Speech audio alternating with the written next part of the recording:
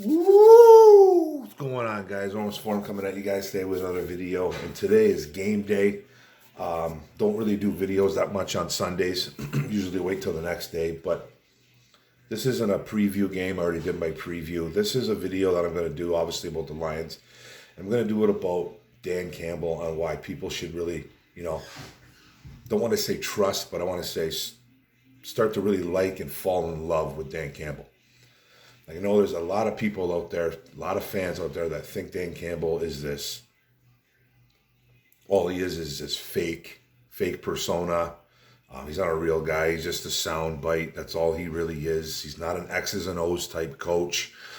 He's not smart enough. He's a Neanderthal. He's this, he's that. A lot of negativity towards Dan Campbell. And I've been seeing like a lot of interviews lately with players like Amon-Ra St. Brown. That one really stood out to me. It was a nice article, and by Max Demara, a guy from Heavy.com, Heavy Lions, Heavy Sports. It's a really nice article. Amon-Ra did a what's it called? He did an interview on ESPN, and he was talking about Dan Campbell. We'll get to that in a bit though. But there's just a lot of this fan base, and I'm not trying to say that Dan Campbell is the next, Vince Lombardi or next Bill Belichick or anything like that. It comes from that Bill Parcells tree. A tough nose, a player's coach. Bill Parcells was a player's coach, even though a lot of people were like, really? The guy seemed like an a-hole. Well, he kind of was, but if you really dive into a guy like a Bill Parcells style, he was a player's coach. He had a lot of good relationships with players, even though they were tough.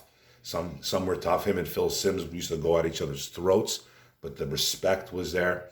He really coddled a guy like a Lawrence Taylor. They had a really nice relationship too. He was a player's coach, Bill Parcells, and he kind of comes from that tree. He played for Parcells, Dan Campbell. So he lived it, right? And then MCDC, man, he's the ultimate communicator. He's a player's coach. He's a guy that you would want to play for. He's not going to walk into the room and he's not going to belittle anybody. He's a guy with the open door policy that you really cherish as a player. And and I'm saying all this like I know what's going on because we read it. We read it from guys like Amon-Ra St. Brown, the Jeff Okudas, the Michael Brockers. Everybody on the Detroit Lions, they don't have nothing bad to say about MCDC. Nothing.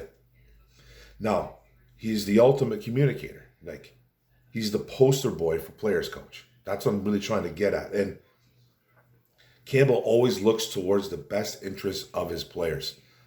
This is according to Amon-Ra St. Brown, and we've heard this before. Now I'm putting myself out here making this video literally 3 hours before the Vikings game. I don't really care. It doesn't really bug me. Like, they could get blown out of the water, Detroit Lions, and people will be coming at me in this video, and then But I'm a big boy. I can handle criticism. But this isn't even a preview game. I'm not even talking about the actual Minnesota Lions game. It's got nothing to do with it. I'm talking about how this organization, from the front office to the coaches to the players to the training staff, everybody, they respect and they like and they love Dan Campbell. They love him. They want to play for him. That goes a long way. Now, St. Brown did an interview, like I said, with ESPN, and he was quoted on and said, and I quote, I think Coach Campbell, I think as a player, why we love him so much is he wants to win just as bad as us, if not even more. That resonates. More from St. Brown.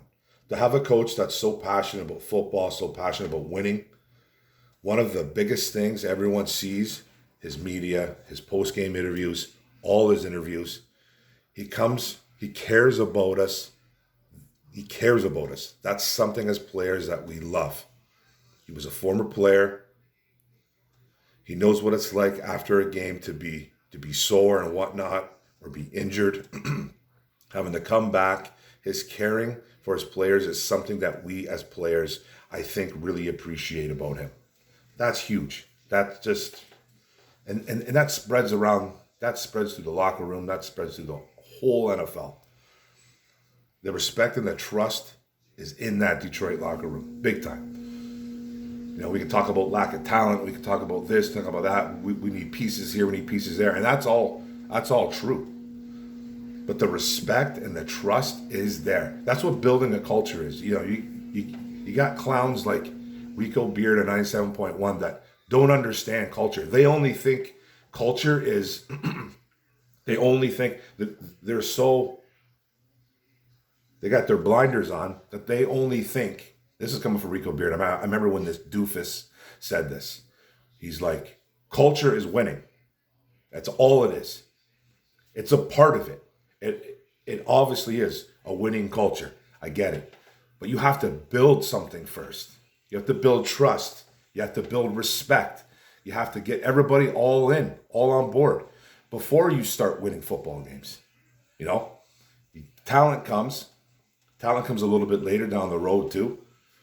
You're building up talent. You're building up trust. You're building up respect. Guys like Rico Beard, they don't understand stuff like that because they're not intelligent enough to understand it.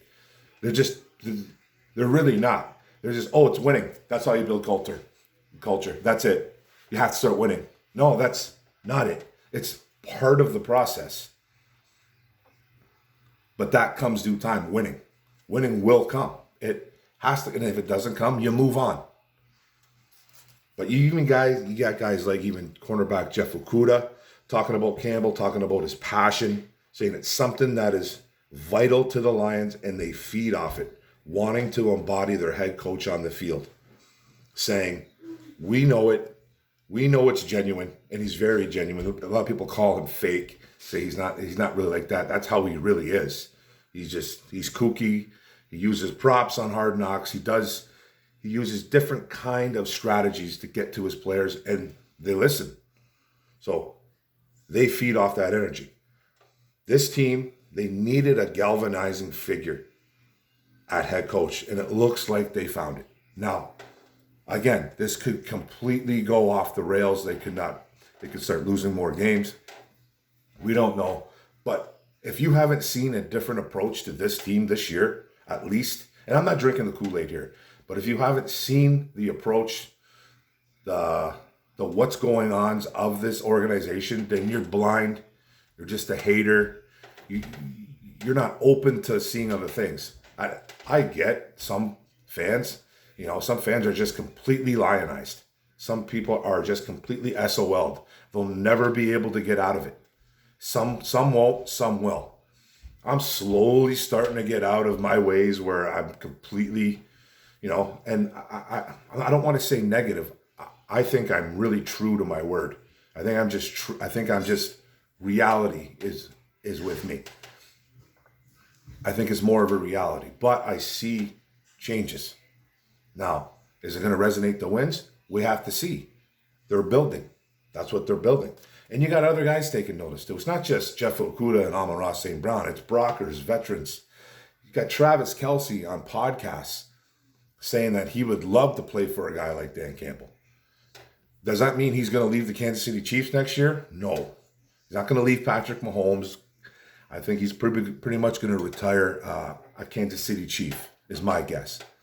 But when you got guys talking about like Jason Kelce and Travis Kelce, both talking about they see differences in those teams. Kelce talking about it, the Eagles center, saying they're just a different team. You could see it, you could feel it. They play hard. They play for their coach. And then Travis's brother saying, "Yeah, it's a guy that I would love to play for. Like it's a guy that you would lay your life on the line for a coach like that. You'd run through a wall." Now he needs to win. It's that simple. He does need to win, but things are looking good. And like I said, I put myself out here. We're literally 2-3 hours from kickoff. I made this video, on a Sunday morning. We're a couple hours away from the Minnesota game in Minnesota. So I'm kind of putting myself out there. Like, what head coach are we going to see? We're going to see Dan Campbell, the gambler. We might be seeing stuff like that. We might be seeing some questionable calls and people get upset they don't work. But when they do work, they think he's a genius. But when he doesn't, but when he does something that's, that's a little bit off the rails and it doesn't work, that's when people start dragging him through the mud. But this whole video was just about, man, I think it's more of a trust video. I'm starting to really trust Dan Campbell. I love him as a coach. I really do. I think he's just a guy that you would want to play for. And if you ever played the game, if you ever played football, and I've been through multiple coaches in my time when I played. I played a little bit out of, I obviously played when I was a kid, like a little kid. And I played high school, and I played a little bit out of high school. Never went to a college or anything like that, but I played some junior football in an Ontario league. It was good football. We were really good. And I've been through multiple different head coaches. And my favorite head coach I've ever had in my life, and I really, I pretty much liked all my coaches. I did. But my favorite coach was a man named Mike Morency, who was also my linebacker coach. And he kind of reminded me a little bit of Dan Campbell. He was eccentric. He was a bigger dude, man. He was a player's coach. He'd joke with you, and he was a hell of a football coach. He was just a really good football coach and a great human being, and a guy that you could actually go to. And I had to go to him more than once and talk to him about things in my life that I was doing wrong or right. He had that open door policy. He was the guy that I would run through a friggin' wall for. And majority of my teammates, did the same. You know what I mean? There wasn't a guy that I didn't really know that did not like my head coach from when I played for the AKO Fratman. And he just, it's a respect thing. It's almost like a father figure thing. Trust me, my dad is in my life, but Coach Morency was there for me too. It was just very, very, it was just a good experience to have, especially on the football field as a young man. And people, we trusted him. Like, we trusted him. And that's what I think this team is doing. They trust their head coach. They trust Dan Campbell. You're not seeing players, these young kids, run under their damn phone, going on Twitter or going on any kind of social media and dragging Dan Campbell through the mud. Will that happen one day? It's a possibility, but we're not seeing it. You're hearing nothing but glowing reviews. You look at the odd guy, like the Rico Beards, the Mike Valentes, the Stephen A. Smiths that will just completely torture this team. And some of it's justified. Some of it is because we haven't done squat as an organization. We haven't done squat in 60 plus years. A couple playoff appearances, won one playoff game in 60 plus years. I get it. But these guys, this coach and this coaching staff, so far, I think they've hit it. I think they've nailed it. And it's all about respect and trust. So I think we as a fan base need to do the same too. So that's it, guys. Thanks for the video. Thanks for paying attention. Thanks for tuning in. I really appreciate it. Don't forget to hit the subscribe button at the bottom right. Don't forget to hit the notification bell up top. Get all my videos. And don't forget to like, comment, share. What do you guys think about Dan Campbell and his coaching regime? Especially Dan Campbell, man. I think we nailed it. Now he just needs to keep winning. He's building something here. He's building a respect and a trust culture here. And I think the winning's going to come eventually. But thanks a lot, guys. Go Lions, one pride. Boom.